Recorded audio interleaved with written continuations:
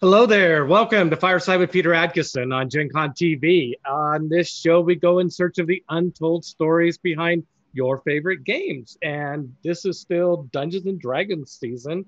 And in our new season for Dungeons and Dragons on Fireside, we have teamed up with the Dungeon Masters Guild to introduce us to new talent, fresh voices in Dungeons and Dragons. And I'm very excited about this because we've been spending a lot of time with people that I knew back in the 90s, and now I'm really happy having a lot of fun talking with people who are writing for Dungeons and Dragons now with new perspectives. And today our guest is Joshua Mendenhall. Now, Joshua is a tabletop RPG designer and writer.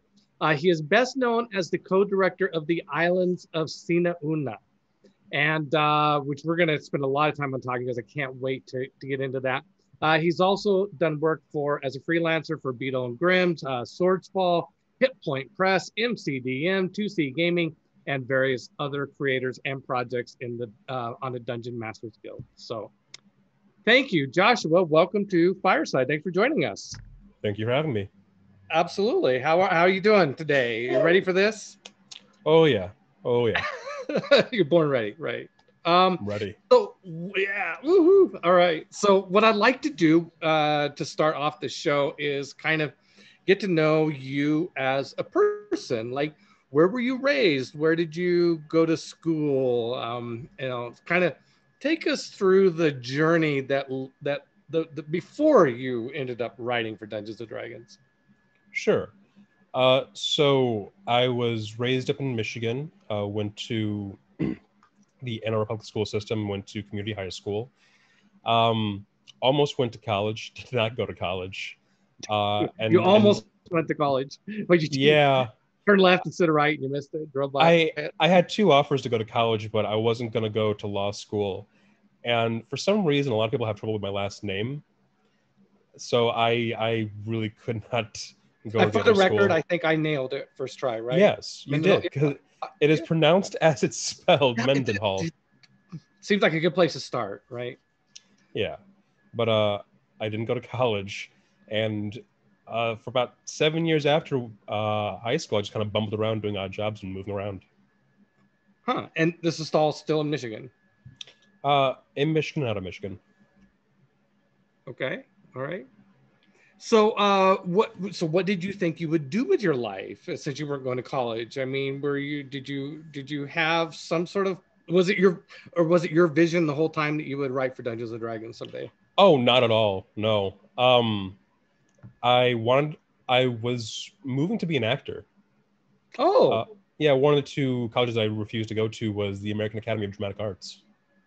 Oh, okay. And so you like acting? I mean, acting is a short commute from role playing, right? Yeah, it's like the weird estranged cousin from acting to role playing. Yeah. I think it's I don't know. I think a lot of us who role play, I mean, there's part of, I mean, of course, we start to get into the different types of gamers, and certainly there are the min-maxers and mathematicians, but I think there's certainly a strong group of role players who are sort of, want to be thespians. We want to talk in funny accents and maybe pull out a costume piece or a prop and long for those dramatic moments. In RPG. Is that kind of like, are you kind of that kind of role player? I definitely have theatrics too when I game, yes. Yeah. But I mean, yeah, with a lot of, especially the current generation, there's a lot of theatrics to have people want to approach role-playing games these days. Yeah, I suppose because of all the Twitch gaming and stuff, that there's a lot. Yeah. So, and by the way, if anybody's watching us on Twitch, feel free to post questions in chat for Joshua. I'm happy to take any questions anybody has. I'll be monitoring here as best I can. And hi, Lisa. I see Lisa. By the way, thank you, Lisa, for connecting us with Joshua. Lisa Penrose works at the Dungeon Masters Guild. And so okay, so take us into Dungeons and Dragons. Did you play it as a child, or did you get into how did you get into Dungeons and Dragons? While I was on a road trip with my dad, he asked me if I wanted to hear a story. And so he started telling me about his time playing D&D in the military. So your dad played Dungeons and Dragons? Yeah, my dad had been playing D&D since he was 7. So was it a good story? I mean, is it worth repeating some of it or summarizing, or was it a lousy story? We should just move on. He played primarily evil characters because he was in the military with his army buddies. Just because, you know, when you're early 20s and drinking a lot and a German military base with a bunch of your buddies, I mean, why not? Right. So did this inspire you? Did you say, hey, I'd love to go play a game where I can drink a lot? Well, no, it was more like I thought his stories were cool. He had a lot of good times with his friends. When you're 3 and you hear dad talking about what kind of fun he has doing all this kind of stuff, you think, well, I want to have fun. I want to do that kind of cool stuff. And so when I was 10, I finally started playing D&D. But I grew up reading all the old D&D books, first and second edition. Oh, nice. Right. Mm-hmm. So you played, now when you started playing D&D, were you a dungeon master right from the beginning, or did you find a group? Did your dad run games for you, or? We had some friends in adjacent neighborhood, and his friend had a kid in high school who was like, hey, Hugh, me and my friends want to play D&D. They just came out with 3rd edition. We know you ran games in the military. Do you want to play with us? And my dad was like, yeah, sure. I'm going to bring Josh along. They're like, okay, sure. And so I got brought along to play with them. And yeah, I've been playing D&D ever since. I started DMing about a year later. Nice. So did you start by running modules, or did you start creating your own material right away, or like what were your early Dungeons and Dragons experiences like? Running a lot of modules because I didn't have the tools to write the adventures that I wanted to run. The adventures you wanted to run. Now that's an opening. What do you mean by that? The adventures you wanted to run? I wanted to run really cool stuff that had my players stumped at times, and they had a sense of like glory when they beat someone or they beat a puzzle. But I couldn't write enemies that were engaging. I couldn't write puzzles that could stump them. Oh, I see. So you felt that you didn't quite yet have the experience to write those types of. Yeah. So I ran a bunch of pre-published stuff. Let's see. Forge of Fury, Sunken Citadel, Bastion of Broken Souls. A lot of that stuff before they released the compendium version of the Shackled City. Great. And this is all. So this are we to age 11 yet, or is this all when you're age 10? Oh, from like age 13 to 11. Okay. 11 to 13. 13 to 11. Okay. Yeah. All right. So take us up to when you started working on Dungeons and Dragons. I mean, like help me transition this story up to there. Well, went through high school. Failed around a bunch in my early 20s, and about a year and a half ago, I got contacted by a person on Twitter named Searsword to make some custom numbers for her so that she could use them for her dice. Custom? Did you numbers. Say custom numbers? Yeah, I'm a graphic designer. Okay, so you're talking about the visual look of what the numbers would look like. Yeah, and they were carved on there. We got molds made. She has dice that are made with those numbers. And a few months after that, she said, hey, I'm working on this book about Filipino stuff in D&D. I know you're Filipino. Do you want to work on this? I need a graphic designer. And I was like, yeah, sure. I could use a small job. Right. And now it's eaten up my existence. And this is a year and a half ago. Because, okay, so this is our bridge into Sina Una, the islands of Sina Una. Yeah. This product is finished or not? I mean, it's still in development, right? You guys did a Kickstarter last year, raised a bunch of money, and are finishing it now. Where are we at in the process for this book? We are finishing like the tail ends of some sections that need to go through editing. We're doing the last bit of play tests, and we're hoping to get it out there by the end of the month. Oh, okay. So you guys are close to finish. That's great. Yeah. The only thing that's kind of complicated right now is there are a bunch of storms here in Chicago, and the last bout of them had my power flipping my apartment so much that it made my computer's battery supply flicker and spark. Ooh. Which made me almost lose all the design files for Sina Una. Oh. Yeah. Um, Don't do that. Don't yeah, lose. no, Don't lose the file. everything's backed up now, but Right. and our editor is out in Oregon, which is currently facing some nasty fires. Yeah. Oregon's facing all sorts of things these days. Oh yeah. So provided that fires don't reach our editor and no more lightning reaches me, end of the month. Well, good.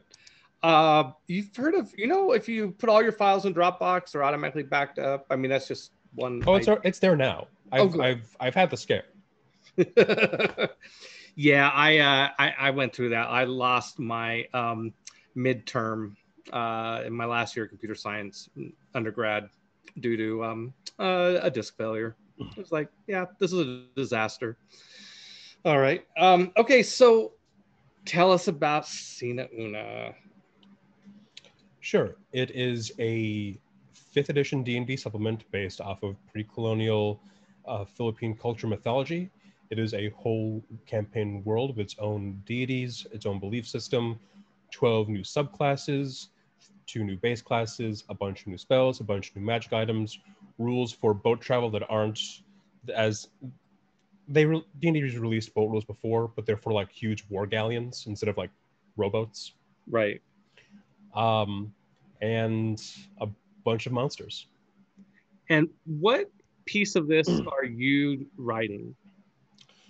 I currently did some of the subclasses. I am doing one of the base classes. I've written part of the islands. I'm doing a bunch of here and there writing of introductions to the islands. I'm helping out with ideation for different magic items and spells. Mostly my job has been to market the book and do the overall design while helping lead the team. That's fabulous. That's great. That's great. So so it is a complete setting, and with classes and stuff like that. Okay, so I want to explore this, but I want to step back for a second and say, like, this is Filipino mythology, the people of the Philippines. Who are the people of the Philippines at the time that this mythology is set in? And like, I presume that this is sometime, like, how far back in real world history do we go to find a culture of Filipino people who worship this mythology? We are talking before the Spaniards ever came to the Philippines. Okay, so what was that? 1500s, 1600s? I believe 1400s. 1400s. Okay. Yeah. So before that, the Philippines is inhabited by what's the best way to describe the people who are there? I mean, you might say Filipino people, but is there are they primarily where did they come from? Like what am I going in a place that you're not sure? No, it's I mean, if we're talking about where they originally came from, I mean, there's a whole lot of talk we can do about like evolution of people's societies and how they traverse across landscapes. Yeah, I didn't know. I was trying to get a sense for where they migrated from to get to the Philippines. That far back, my best guess is migration outwards from Africa or coming up from Australia. Okay, all right. Okay. That's my best guess, but that hasn't been my area of research. Okay, sorry. Did we just... No worries. Throw a curveball at you. Okay, so it's a good question. I'm just ignorant. Okay, fair. Well, let's get to the mythology part. Okay, so in terms of the fundamentals of the mythology itself, then, so did it is there a creation myth that comes with the mythology of the Filipinos? Yeah, it depends on which group you're talking about, because the Philippine people isn't just one united people. It's a bunch of different cultures within the islands. Part of the difficulties that came with like researching about this stuff or deciding what to do with this was the fact that different regions of the Philippines had different languages and different beliefs in the moon or how the world became or how, what happens to your spirit after you die. So, yeah. Okay. So like in some myths, it deals with a bird and a serpent. In some myths, it deals with Bethala, the creator of all. It varies from different people to people. So how did you deal with this in terms of wanting to present a product without, did you take the route of saying, oh, there's a whole bunch of different options here because the Filipino culture is very diverse and there's lots of different beliefs? Or did you kind of say, here's one way to look at Filipino mythology. Oh, by the way, there are some other variations on this. This actually applies to a lot of things in the book where we're given a choice between like one of 2 or 3 different things that are as valid as each other one. And so what we had to do is make a call of, let's commit to this one, and in an appendix explain, you know, there are other versions of this. There's other explanations of how this happened.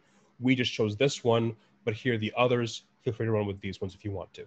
Oh, that's great. Okay, well that seems fair. So the one that you chose, getting back to my creation myth sort of story or something close to that, what did you choose for that? I'm gonna say I'm gonna wait until the book comes out because I don't want to give too much spoilers into the world and setting. Yeah. Oh, this is what you heard. Yeah. Oh my God, what are we gonna do for the next 40 minutes? Not talk about how the world was made, I guess. Oh, sorry. Okay. Okay. Do you get into like how worship of like how did Filipino people worship their gods? Did they offer sacrifices of animals or things like this? Or so it's based on animism. okay, it's this belief that everything has its own soul or spirit in everything. Whereas, you know, a person will have their body and then a soul. You apply that same kind of logic to everything in creation, whether it's an ocean or it's a tree. It has the body, which is, you know, the ocean, the tree, and then the spirit that resides within it. So you might have a spirit of a sword, you might have a spirit of a volcano, a spirit of these particular winds, here and there and here and there. Okay, so that's something very tangible that I can get my arms around. This idea of everything having a spirit. Deities are just very powerful or very widely regarded spirits in that sense. And for every spirit, whether it's large enough to be called a deity or small enough where it's just, you know, your local river spirit, you give it offerings, you offer it tithings. You ask it to do this good thing for you, or you ask for it to not do this bad thing to you. Okay. That makes sense. By the way, we got a question from chat. I think in response to us talking about picking which stories to choose. Do you have any stories about things that you decided not to use? Oh my God. I guess in terms of things we didn't use, there's this very popular creature in modern mythology, modern Filipino mythology, called the Kapre, Kapre. Okay. But we we found out that it's post-colonial. Because the monster is this large forest giant that smokes cigars, which is very, you know, tobacco didn't come to the Spanish. And so we looked into that and we're like, okay, so why did this come about to be? We started researching. Turns out Kapre is only spelled Kapre because of the formalization of the of a Filipino alphabet when the Spaniards were still around.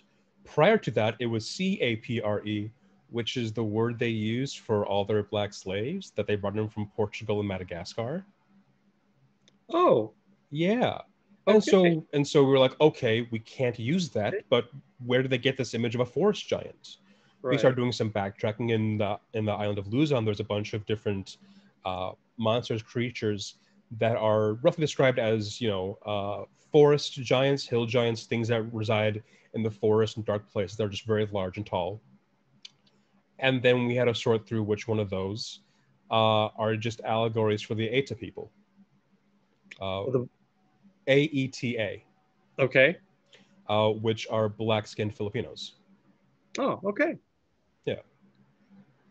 All right. And so I think I see why you may have decided not to use that one. Yeah. So we've had to sort through some of that stuff because our ancestors aren't perfect.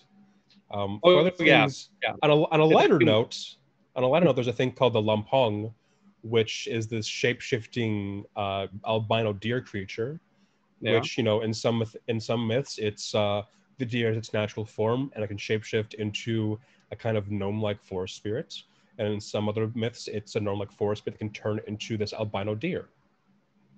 No. And so for that one we're like, okay, we'll just make the deer the normal form, and that was one of the easiest decisions because it was like, it doesn't matter which one we go with, just explain that other cultures in the Philippines go the other route.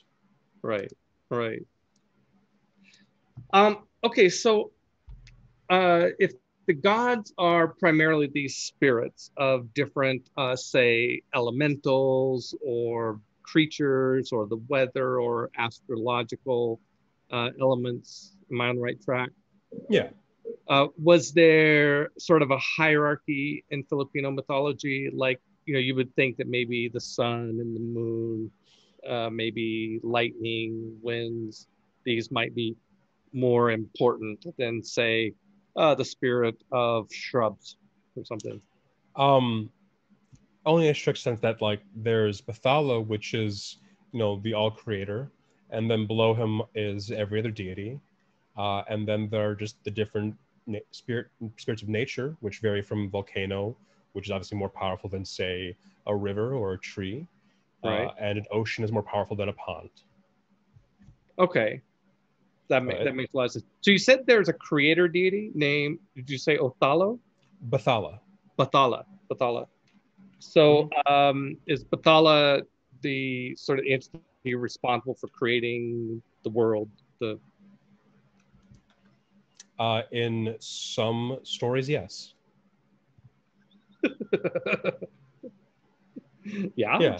Tell me more. In Tell me more about Bathala. in some beliefs, uh, let's see here. They said that this god of theirs was in the air before there was heaven or earth or anything else. That he was from eternity and not made or created by anybody from anything, and that he alone made and created all that we have mentioned simply by his own volition, because he wanted to make something that so beautiful as the heaven and earth, and that he made and created one man and one woman out of the earth, from whom have come and descended all the men and their generations that are in the world. That is from the Boxer Codex, and this is going to touch on some of the problems we have with some of our research, wherein that last line talking about heaven and earth and Right. one man, one woman, and that is colonizer talk. Right. I was going to say that sounds Yeah, very much like Adam and Eve sort of yeah, Garden of Eden sort of thing. yeah. So do you know? I mean, were you able to suss out? Is that something that got incorporated into the mythology because of Spanish or thereafter That influence, or do you know? that's one of the adaptations that the Spaniards try to do. If you're going into ancient Visayan text, we go into Bathala, origin of the first creatures, lives in the high mountains. In your two hands resides the generator. Manili, who is a witch, tall like a trunk of a coconut, solid like a rock, voracious like fire, fierce more than the mad perverse dog. From your breast, the generator Lulid went forth. Hmm. It's our myths aren't always so clear cut. Right. It just Well, talks about how first there was Bathala and some of the things that happened when Bathala was first around. right. It, It yeah. I goes. mean, Oh, no. Please go ahead. it goes on to say, "It is he who does what he likes, who darkens more than the night, like the stalk of the Palai, and sometimes, as if by means of rays of light, shoots the witches like an arrow. You're living among the pygmies, destroy all those bad characters of the generator Kamakala." Great. You have a nice reading voice. Thank you. I could see a whole another string of like Joshua reads to us. uh, okay, so we're getting some good questions from chat. So one question from, oh my God, Grennan Greg. I'm sure I got that right. As something based on real world mythology, are there any portions or details that are completely original? If so, how do you decide when to include that and how to present them? We gave ourselves some freedom to move around in when doing so wouldn't take away from the original writing. Right. Um, there are these creatures called the Celestial Eaters. There's 5 of them, and Wait, they are did you say these celestial eaters? Celestial Eaters. Yeah, Like they are eaters of like stars or something? the moon. The moon. Yeah, they are these massive titanic creatures. Awesome. Awesome. You can see one of them right now in the art that I have in my background. Oh, okay. Cool. That's some art. That's some art of Tambanokua, the crab. But there's one of them called Tambanokua, which is this very large, titanic, island-sized spider that resides somewhere deep in the earth.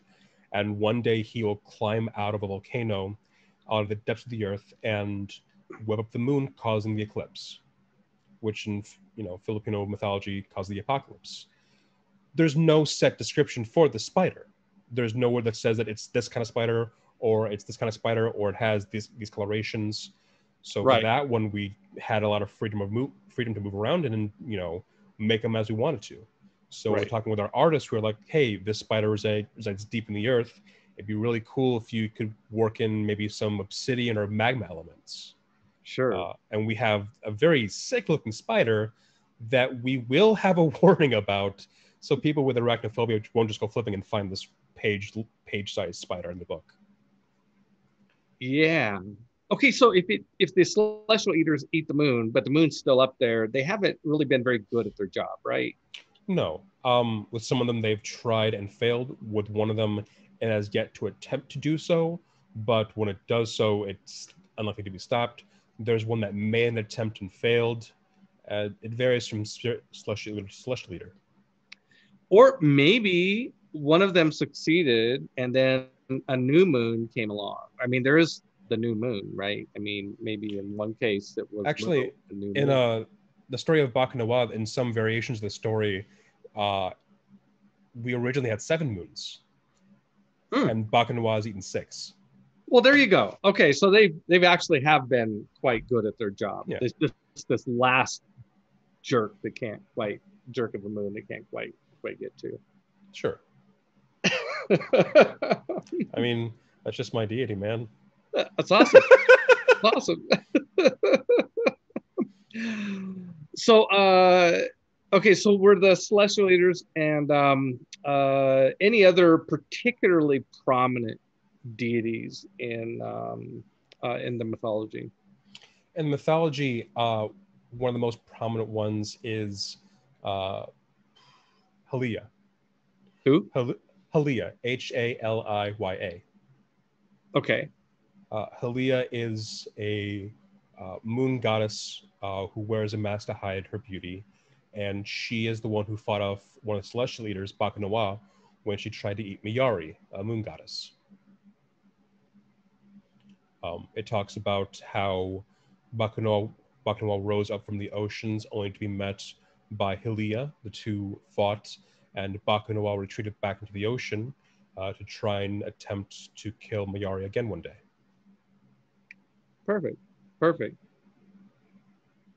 So another question for you.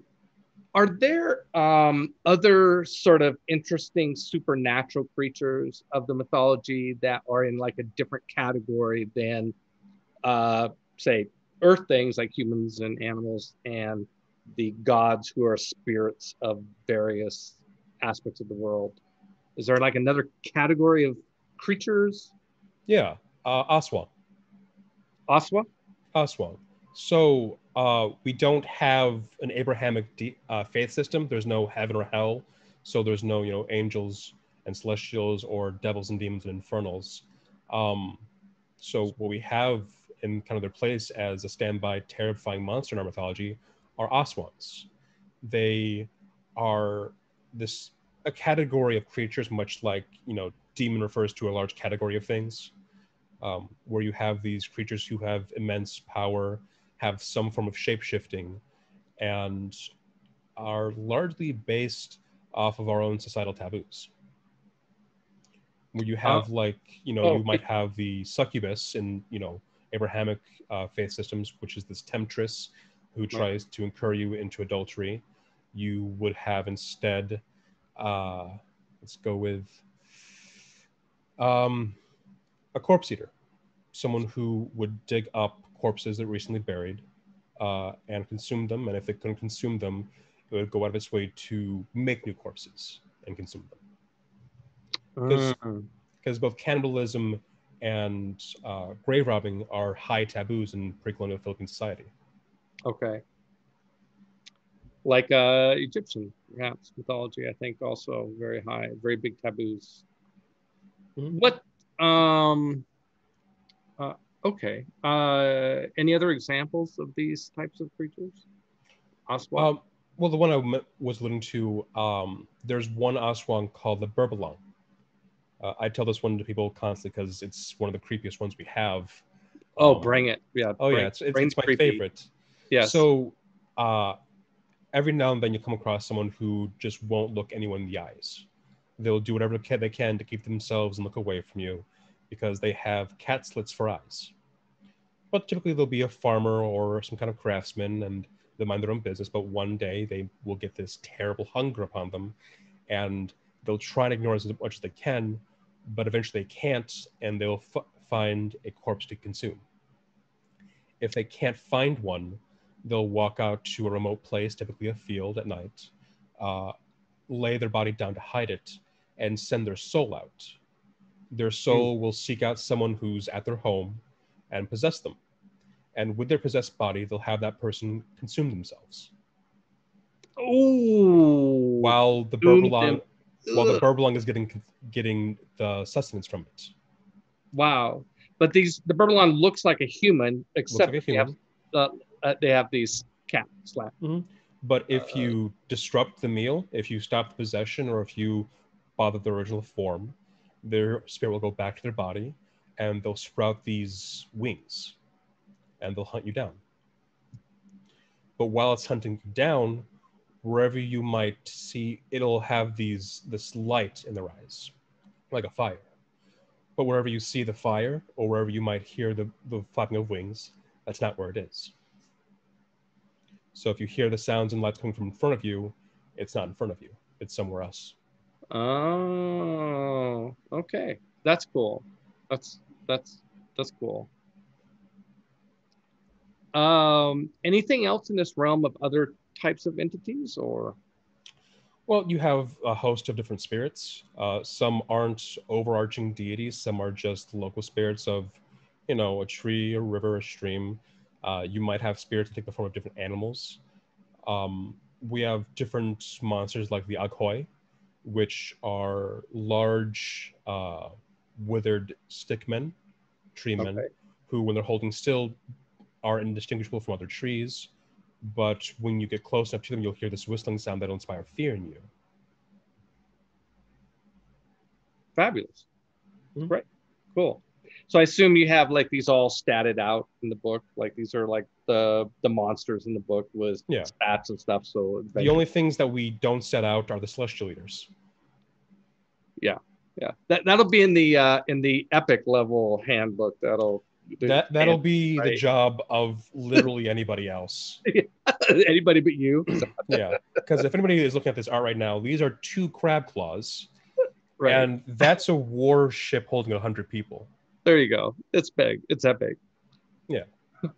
My business partner in my other business, Steve Connor, he would love that. He's always like the bigger, more epic brand. That's awesome. That's fabulous.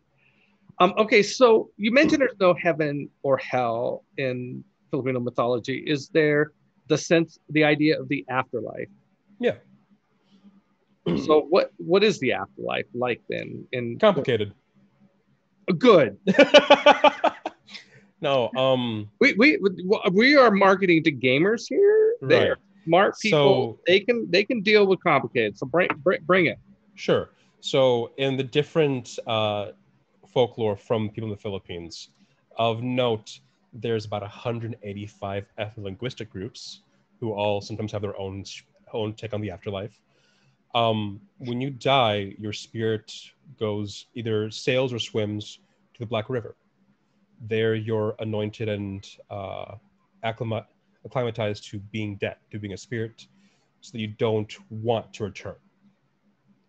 Okay, let me make sure. So when you die, your spirit goes into the Black River, and that's where you grow accustomed to being dead. Okay. Yeah. And then you said something about I missed what you said after that. Sometimes you'll hear a story in a lot of other mythologies about how, they died, but their spirit didn't want to die, so they came back as a ghost. Right. The Black River is there to ensure that someone doesn't want to come back. It makes the transition to being dead pleasant. Oh, okay. So from there you go into the afterlife that's appropriate for you. So do you have some, I'm sorry, but do you have some souls who rebel against that and screw you, I really do want to go back? And so do you have ghosts in Filipino mythology? Ghosts primarily showed up post-colonial. Oh, okay. Yeah. Yeah. But you would have people who, based on their belief system, either their ancestors went into the ground. Sometimes they believe that their ancestor spirits went up into the sky. Some people believe that when you die, if you're a warrior, your soul would join a certain higher entity down below into this eternal war, which might sound similar to Asgard, with the exception of there's no break. There's no stop for feasting. You just fight forever. I did. That's the best part. You go out and fight all day, come back and feast. No, fight. No stopping for you. You can fight forever. Oh, gosh. And then I'm some getting people tired just thinking about that. Some people believe that sometimes your ancestral spirits might want to come back to help people out or help you out directly. And so that spirit will come back and possess a crocodile or a snake. Okay. And that snake or crocodile would become albino. And some people believe that after spending so many times as in your original form in the afterlife, wherever you wound up, you would turn into something else. And the seventh time you turn to something else, or seventh time that you are either you die or you come back to life and then die, your seventh form is as a fly, and when you die in that form, you're gone forever. Okay. We have this book called the Soul Book, which has very few reprints of it. I managed to find a PDF of it, and I'm thinking off the top of my head, but there were over a dozen different beliefs on what happened to you when you died. Oh, wow. Okay. Yeah. Well, you've given us some good ones, so that's you've given us a taste of what it might be, and that's fantastic. So I want to move on to talking about what it's like to play in this world, and I apologize. I had a question from chat right along these lines, and I said I'm going to get back to you on that. Here it is. I found it. So let's start with this question. Is adventuring different in Sina Una than in typical settings? And does the settings, the myths, the culture change the nature of adventuring at all? Yeah, I mean, I guess we're getting to is like, what's it going to be like to play in this world? Adventuring in this world is less of being in this place, being in a world we only know so little, and then venturing out and discovering the unknown. Okay. There's less of that involved. It's more of there's a problem and it's hurting people. You are there to help people. Not to say that everyone has to be heroic. Not to say that everybody has to play nice and be good. But just the notion of you. By the way, there's nothing wrong with that. Yeah. I love heroic. Heroic's great. But you know the world, and by and large, in pre-colonial Philippine society, what mattered most was your bonds to other things, whether it was to your family, your friends, your neighbors, to those spirits you gave offerings to the people you fought with. Your relationship to others mattered the most. My throat is 1 second. Yeah, please.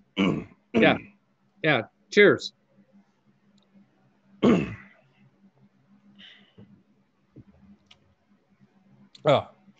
But it's less about conquering the unknown and dealing with the people that you know.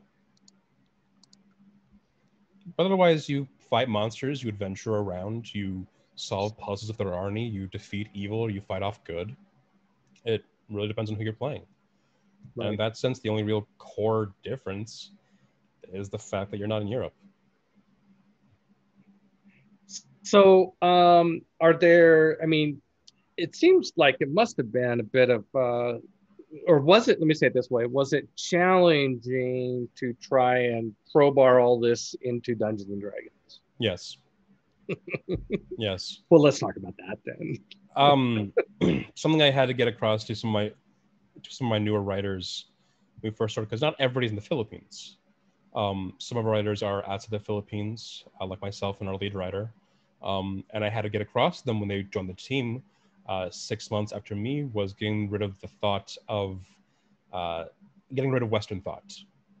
Yeah. Which is kind of like where if there are 3 mountains, and you go to mountain A for iron, you go to mountain C for gold, you call, mountain A some name, you call mountain C one name, what do you call mountain B? You don't call mountain B anything. You don't have a relationship to it. You don't deal with it. You don't have some kind of bond to it. So why are you naming it? It's this idea of not everything needs to be called out. Not everything needs to have ownership. Right. And having that kind of thought going into everything we're doing has been, everybody so far has adapted nicely to that change, because there isn't this pervasive need to categorize everything that a lot of Western media likes to do. Right. So do you have so how much of the team is, or how many of the writers or the people that are creating content for this product, how many are people who have lived in the Philippines or who have Filipino descent versus people who are not? Every on the team is of Filipino descent. As for people who actually are in the Philippines, looking at my staff list here, a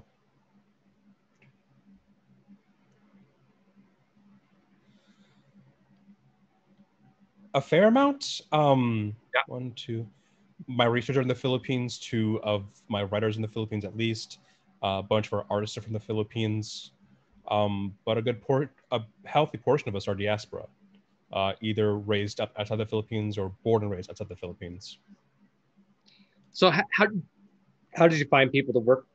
Actually, you were found, right? You didn't start this project. You were found to come in and help it. Do you know how the team found people to work on this project? Well, when I was brought in, the only people working on the project was a couple of artists, Sierra Sword, and 1 researcher. I went to Gen Con last year and was talking about my book to different people. And after I got back, I was talking about marketing with Sierra Sword about, can we push this book forward some more? How can we make use of this, momentum?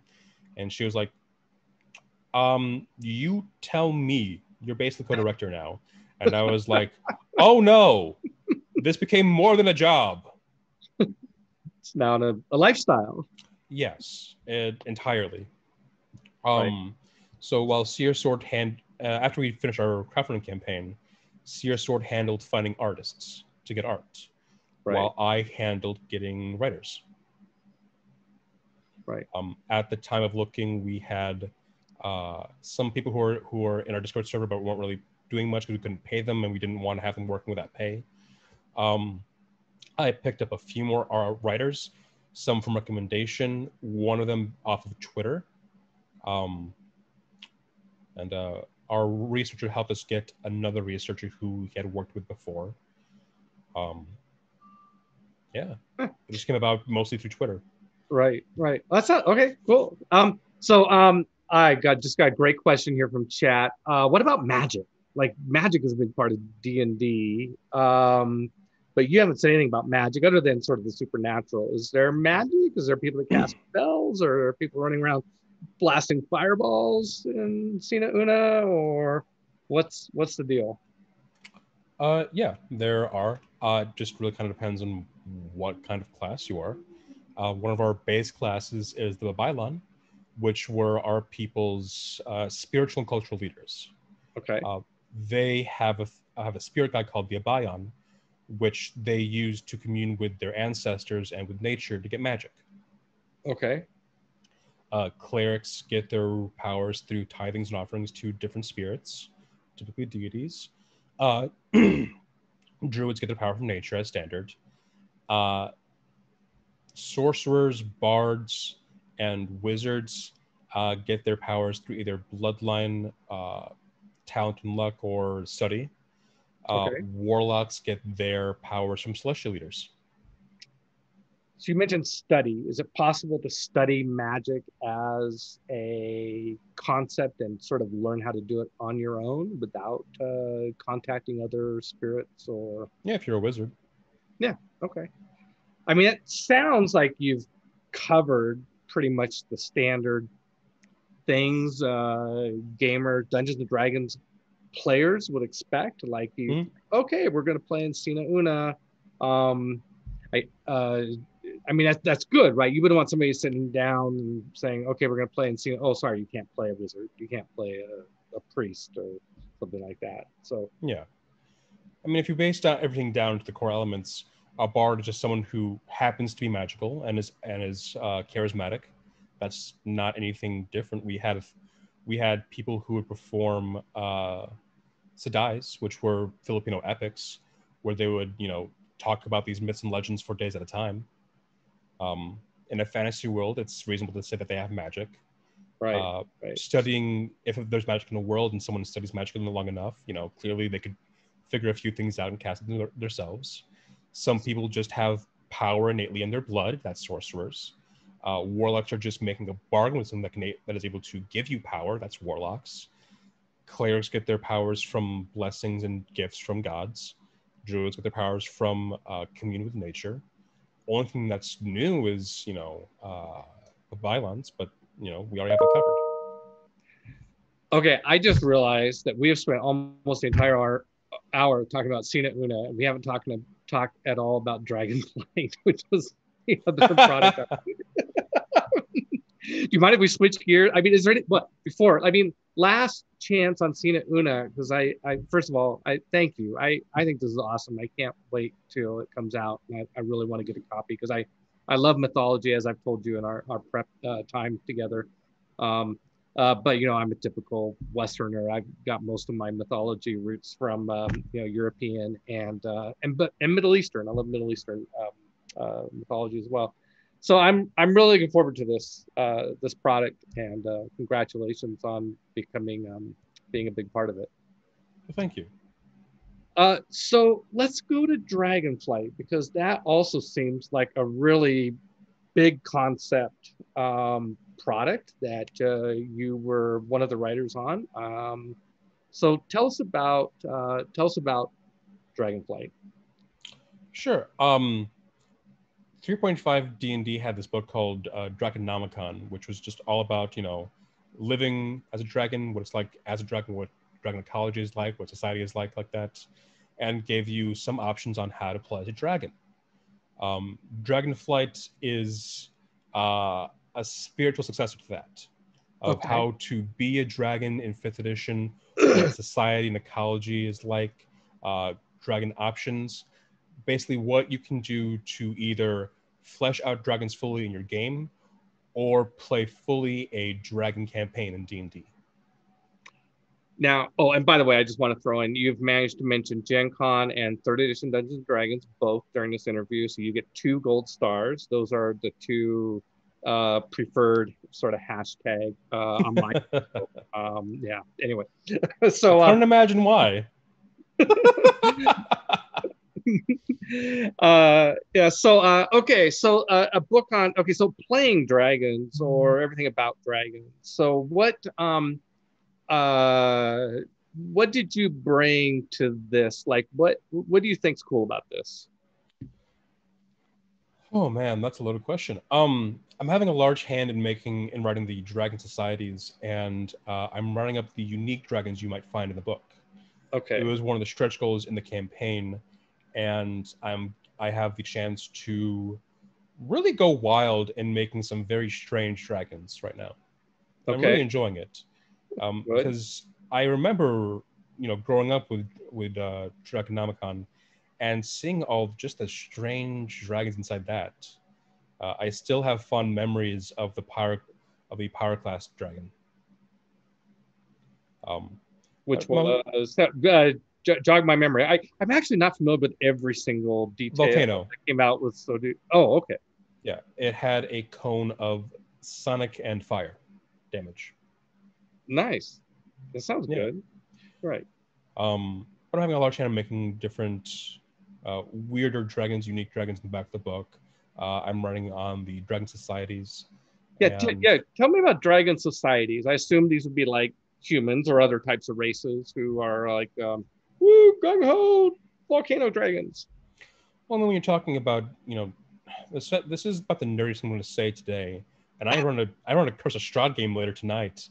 The nerdiest thing I'm going to say today is, when you're writing about dragon societies, you got to take into account the fact that they have different needs and different things they don't need when compared to the humanoid race. They don't need roads. They don't need the same kind of infrastructure. They don't need the same kind of dietary things.